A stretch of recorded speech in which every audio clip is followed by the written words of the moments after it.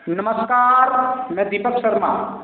आज के इस अध्याय में मैं बात करूंगा कि किस तरीके से हम जो है किसी भी घटना के विषय में एकदम एक्यूरेट बता सकते हैं, क्योंकि आजकल जो है हर चीज़ हमारी दशा के आधार पर ही होती है, वह आप सभी जानते हैं। और हमें यह भी पता होता है कि इस टाइम पीरियड में क्या घटना घटित हो सकती है।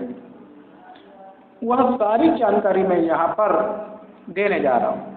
आज के इस वीडियो के माध्यम से मैं वह जानकारी आप साझा करने जा रहा हूँ जो कि शायद आपको किसी ने अब तक नहीं बताया। वह एक्यूरेट जानकारी मैं आपको यहाँ सिखाने जा रहा हूँ और बताने जा रहा हूँ। तो सबसे पहली बात कि अक्सर लोगों का सवाल होता है कि कौन सी घटना कब घटित होगी, मेरा विवाह कब होगा, नौकरी कब लगेगी, मेरा घर का निर्माण कब होगा, या वाहन या प्रॉपर्टी कब खरीदूंगा, मेरा घर कब यानी कि घर कब बनेगा, संतान कब होगा। ऐसे तमाम इवेंट जो है वह हमारी दशा पर ही निर्भर करता है। तो दशा पर यह हमारा जो है सारा कुछ निर्भर करता है। और दूसरा, हमें ये ऐसे कैसे पता चले कि कौन सी घटना कब घटित होगी। तो यहाँ पर मैं वो चीज़ आपको बताने जा रहा हूँ जिसको आपने ध्यान में रखा तो आप एक्यूरेट कुंडली फलित कर सकते हैं। तो सबसे पहली बात तो देखिए, कोई भी घटना घटित होगी तो उसके लिए हमें, जैसे कि जानते हैं कि हमारी जन्म कुंडली में कुछ योग होते हैं। अब योग नहीं है और आप कहें कि भैया ये दशा तो गुजर गई, वो दशा में फलाना होगा ढीका होगा, ऐसा कुछ नहीं होगा। अगर आपकी कुंडली में अगर योग नहीं है तो आपकी चाहे कोई भी दशा आ जाए कुछ नहीं होगा, क्योंकि आज तक आपको यही सब कुछ बताया गया कि सप्तम भाव या सप्तम भाव के स्वामी की दशा में आपका विवाह होगा। लेकिन विवाह तभी होगा जब आपकी जन्म कुंडली में विवाह का योग हो, यानी कि किसी भी घटना का घटित होने के पीछे योग आपको जन्म कुंडली में होना चाहिए। जब तक आपकी जन्म कुंडली में योग नहीं है तब तक वह घटना घटित नहीं हो सकती है। तो उसी चीज़ को आज हम यहाँ समझने का प्रयास करेंगे और बात करेंगे जन्म कुंडली की कि आप किस तरीके से हमारी जो दशा है उसके माध्यम से मैं कैसे पता चलता है कि कौन सी घटना हमारी घटने वाली है। तो यहाँ पर मैं आपको बता देता हूँ कि कोई भी घटना तभी घटित होती है जब महादशा और अंतरदशा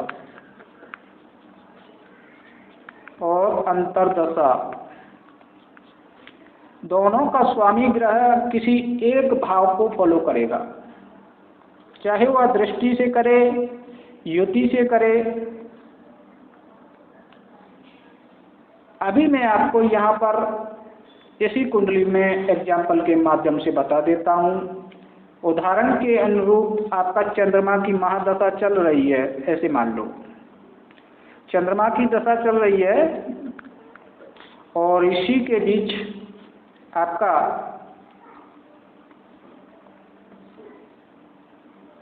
शनि की अंतरदशा चल रही है। तो यहाँ पर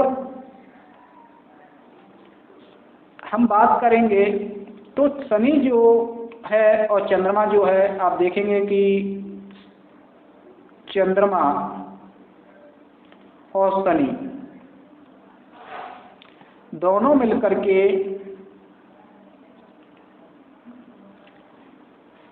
छठे भाव और आपके द्वादश भाव यानी कि 6th भाव और 12th भाव दोनों को दिखा रहे हैं। यानी कि जो घटना घटित होगी वह हमारा छठे भाव और द्वादश भाव से जुड़ा हुआ होगा। साथ ही आप देखते हैं यहाँ पर मंगल भी है, तो मंगल का होना यानी कि इस भाव से संबंधित घटना भी घटित होगी। साथ ही शनि और चंद्र की दशा में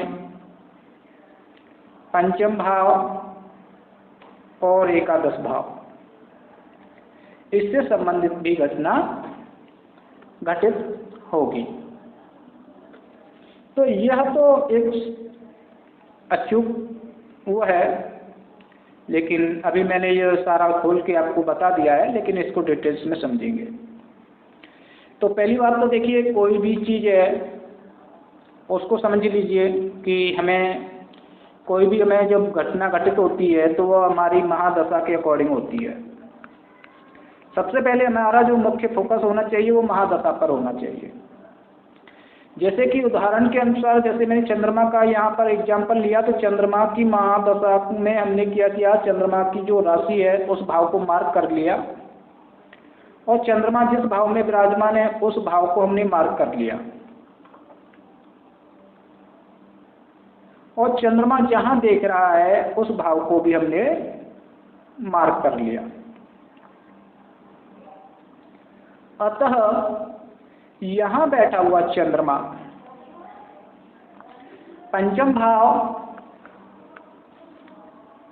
छठा भाव और 12th भाव, ये सभी भावों से संबंधित घटना घटित होने का संकेत कर रहा है।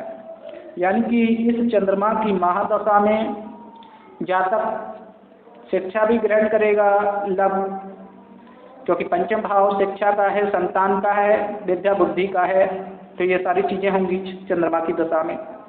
साथ ही छठे भाव में है तो रोग ऋण शत्रु ये सारी चीज़ें भी देने का प्रॉमिस कर रहा है। साथ ही चंद्रमा को आप देखेंगे तो 12th भाव को भी देख रहा है, तो 12th भाव हमारा विच्छेद का होता है। तो 12th भाव जो है विच्छेद का है, तो यह अपनी दशा में विच्छेद को भी दिखा रहा है। यानी कि चंद्रमा की दशा में विच्छेद भी होने की संभावना यहाँ बन रही है। अब ये तो जैसे अपना पीछे वाले अध्याय में आप जान ही चुके हैं ग्रह के अकॉर्डिंग। अब चंद्रमा यहाँ अच्छा है तो ये सारी चीज़ों से रिलेटेड जो है अच्छी घटनाएं होंगी, बचाव करेगा। अगर वह खराब है तो यहाँ पर पंचम भाव, छठा भाव और द्वादश भाव से संबंधित आपको नकारात्मक परिणाम देगा। वहीं चंद्रमा जो है आप देख ही रहे हैं कि चंद्रमा मंगल के साथ में विराजमान है, शनि को देख रहा है, तो शनि वाला भाव भी एक्टिव हो जाएगा और मंगल वाला भाव भी एक्टिव होगा। यानी कि ये सारी घटनाएं घटित होंगी। अब ये हमें पता चल गया कि इस टाइम पीरियड में ये चीज़ें होंगी। तो महादशा का हमने देख लिया। अब अंतरदशा की बात करें हम, तो अंतरदशा में आपको ये फॉर्मूला लगाना है। महादशा से हमें ये तो चीज़ें पता चल गई कि ये सारी चीज़ें होंगी, लेकिन महादशा और अंतरदशा दोनों मिलकर के क्या रिजल्ट देंगे वो हमें देखना है। तो इसके लिए आप देख ही रहे हैं कि चंद्रमा जो है वह पंचम भाव का स्वामी है, छठे भाव में विराजमान है और द्वादश भाव को देख रहा है। तो चंद्रमा यहाँ पर विराजमान है। चंद्रमा छठे भाव का रिजल्ट तो दे ही रहा है, साथ ही द्वादश भाव का भी रिजल्ट दे रहा है। अब द्वादश भाव से संबंधित घटना कब घटित होगी? तो कोई भी जो है, जैसे कि अब 2 की यानी कि महादशा के साथ ही अंतर्दशा आ गई शनि की, तो शनि ने भी यह भाव एक्टिव कर दिया और चंद्रमा भी यह भाव एक्टिव कर रहा था। तो जो अब यह पर जो है पूर्ण रूप से जो इवेंट होगा वह आपको 12वें भाव को लेकर के होगा। ऐसे ही चंद्रमा की दशा में मैं गुरु की बात करूं तो चंद्रमा की महादशा में गुरु की अगर हम बात करें तो गुरु जो है यह 9वें भाव में विराजमान है।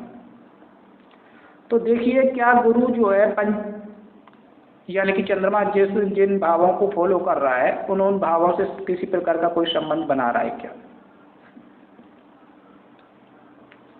तो यहाँ पर आप देख ही रहे हैं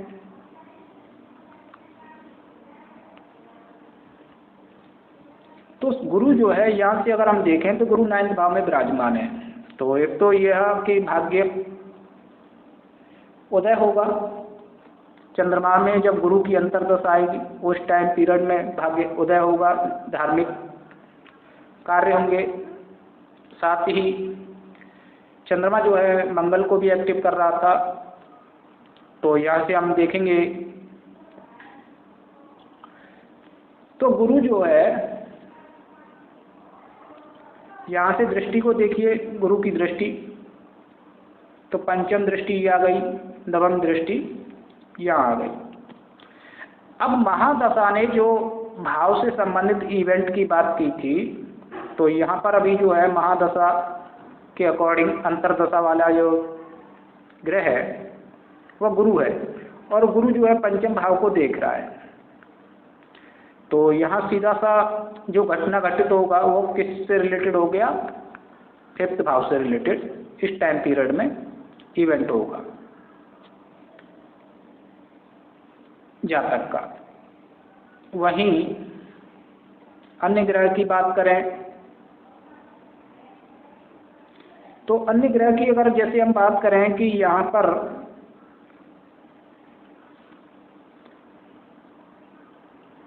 चंद्रमा की महादशा में राहु की अंतर्दशा की अगर हम बात करें तो राहु और चंद्रमा दोनों मिलकर के यहाँ आप देख ही रहे हैं कि शनि को इफेक्ट कर रहे हैं, शनि को इफेक्ट कर रहे हैं यानी कि द्वादश भाव को इफेक्ट कर रहे हैं। तो यह इस टाइम पीरियड में विदेश यात्रा होगी, विच्छेद होगा यानी कि हमारे संबंध खराब होंगे, क्योंकि छठा यानी कि ये छठा भाव पड़ गया यहाँ से सप्तम से, तो विच्छेद के से संबंध खराब हो जाएगा इस टाइम। जैसे कि अपना संबंध हमारे होते हैं पत्नी से हो या प्रेमिका से हो, तो वहाँ पर क्या दिखा रहा है? तकरार को दिखा रहा है, विच्छेद को दिखा रहा है। किसको दिखा रहा है? विच्छेद। तो ये 12th भाव से रिलेटेड चीजें होंगी इस टाइम पीरियड में। अगर वहीं हम जो है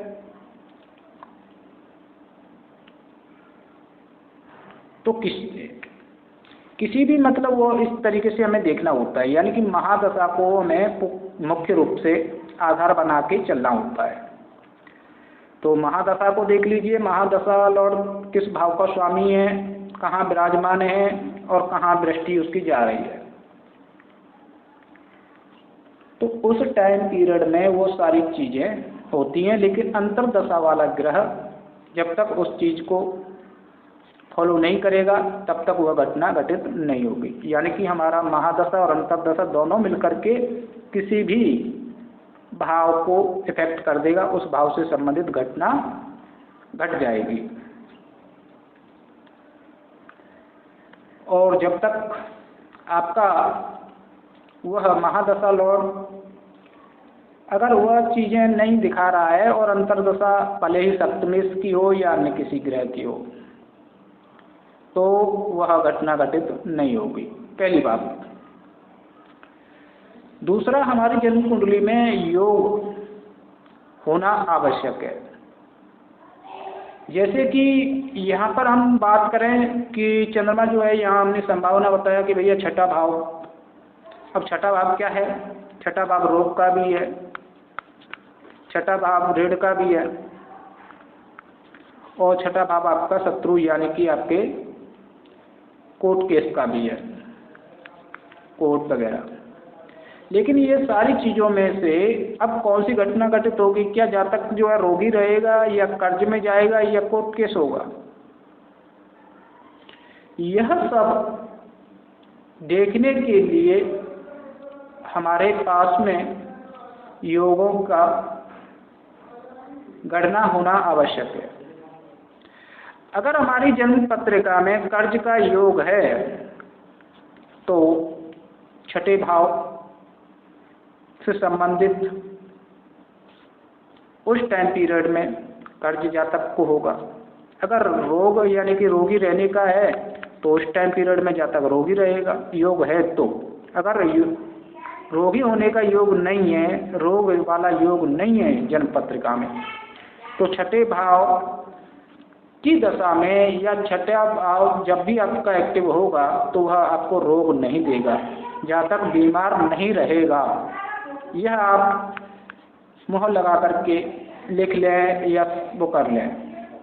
जब तक वह घटना आपके जन्म कुंडली में नहीं होगी तब तक वह नहीं होगा।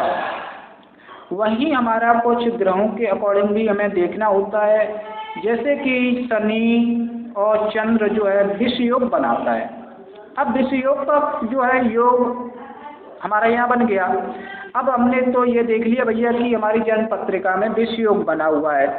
अब विष योग बना होने के कारण यहाँ पर जो अगर हम कहें कि इसका फल कब देखने को मिलेगा, तो इसका फल जो है चंद्रमा में जब शनि की दशा आएगी तब यह घटना घटित होगी, यानी कि विष योग का प्रभाव देखने को मिलेगा। तो यहाँ पर किसी भी कुंडली का जो हम आजकल इवेंट देखते हैं, तो इवेंट के लिए हमारे उस भाव में कोई भी दशा चल रही है, जैसे कि ये चल रही है, ये चल रही है, ये इसका कोई भी घटना तभी होगा जब हमारी जन्म कुंडली में वह योग होगा। अगर योग नहीं है तो वह घटना घटित तो नहीं होगी। ऐसे ही कुछ लोग कहते हैं भैया हमारा लव मैरिज कब होगा, डायरेक्टली सवाल कर रहे होते हैं। अब जब जन्म पत्रिका में लव मैरिज का योग है ही नहीं तो जातक का लव मैरिज कैसे होगा? अब मान के चलो लव मैरिज का योग है और सप्तम भाव में बैठा हुआ ग्रह या सप्तमेश की दशा आएगी तब जातक का लव मैरिज होने का योग बनेगा, क्योंकि सप्तम भाव एक्टिव होगा तब। यह अपना जो है महादशा और अंतरदशा वाला ग्रह सप्तम भाव को फॉलो कर रहा होगा, तब जातक का मैरिज होगा, अगर मैरिज का योग है। ऐसे ही संतान का योग अगर जन्म पत्रिका में है तो संतान भी उसी समय होगी जब आपका पंचम भाव में बैठा हुआ ग्रह या पंचम भाव को देख रहा ग्रह या पंचम भाव का स्वामी की दशा अंतरदशा आएगी, यानी कि महादशा और अंतरदशा दोनों मिलकर के जब पंचम भाव को एक्टिव करेगा तब आपको संतान प्राप्ति होगी। अन्यथा आपकी जन्म पत्रिका में संतान योग नहीं है, आप लाख कोशिश करेंगे, सारी दशाएं निकल जाएंगी, लेकिन कुछ होने वाला नहीं है। इस बात का विशेष ध्यान रखें। तो कोई भी घटना घटित तभी होती है जब आपका महादशा और अंतरदशा वाला ग्रह दोनों मिलकर के किसी भाव या भावेश को इफेक्ट करते हैं। किसी भाव या भावेश को इफेक्ट करेगा तो ही आपका उस ग्रह से संबंधित, उस भाव से संबंधित घटना घटित होगा, अन्यथा घटना घटित नहीं होगा। कुछ लोग कहते हैं धन। तो धन की प्राप्ति की अगर हम बात करें तो धन प्राप्ति का योग तभी बनेगा जब आपकी जन्म कुंडली में धन योग होगा। अगर धन योग है नहीं, चाहे आपका धनेश की दशा आ जाए या आपका दूसरे भाव में बैठे हुए ग्रह की दशा आ जाए या आपका दूसरे भाव को महादशा और अंतरदशा दोनों ग्रह देख रहे हैं और आपका दूसरा भाव एक्टिव हो गया है, तो जैसे कि आपको हमने बताया उसके आधार पर आप कहेंगे भैया दूसरा भाव एक्टिव हो गया है तो इसको धन की प्राप्ति और फैमिली सुख प्राप्त होगा, फैमिली में वृद्धि होगी। लेकिन जब योग ही नहीं है धन का तो जातक को धन की प्राप्ति नहीं होगी। तो अगर छोटी मोटी बात करें तो देखिए धन छोटे मोटे उसमें रूप में तो किसी न किसी रूप से तो व्यक्ति के पास में आता ही रहता है, वो तो सबके पास में आता है। लेकिन यहाँ हमने बात की है धन योग, यानी कि इस टाइम पीरियड में धन योग का मतलब होता है जातक के पास में बहुत अच्छी मात्रा में धन एकत्रित होना, धन अच्छी मात्रा में होता है, या कहें कि उस व्यक्ति बहुत अच्छा खासा धन एकत्रित कर लेता है जब तक उस टाइम पीरियड में धनी होता है। तो इस बात का आप विशेष ध्यान रखें। जब तक आपकी जन्म पत्रिका में कोई योग नहीं है तब तक महादशा और अंतरदशा ग्रह आपको वह इवेंट नहीं हो सकता। और किसी भी घटना का अगर आपको देखना है कि किस भाव से संबंधित घटना घटित होगी तो महादशा को हमेशा ही सबसे पहले इम्पोर्टेंस दें। महादशा को देखें कि महादशा स्वामी किन किन भाव को एक्टिव कर रहा है, और जिन जिन भावों को महादशा स्वामी ग्रह एक्टिव कर रहा है, प्रॉमिस कर रहा है, जिन जिन भावों का, जिन जिन घटनाओं का, उसी भाव से संबंधित आपको घटना होगी। लेकिन कब होगी? जब अंतरदशा वाला ग्रह उस भाव को फॉलो करेगा, तब वह घटना घटित होगी।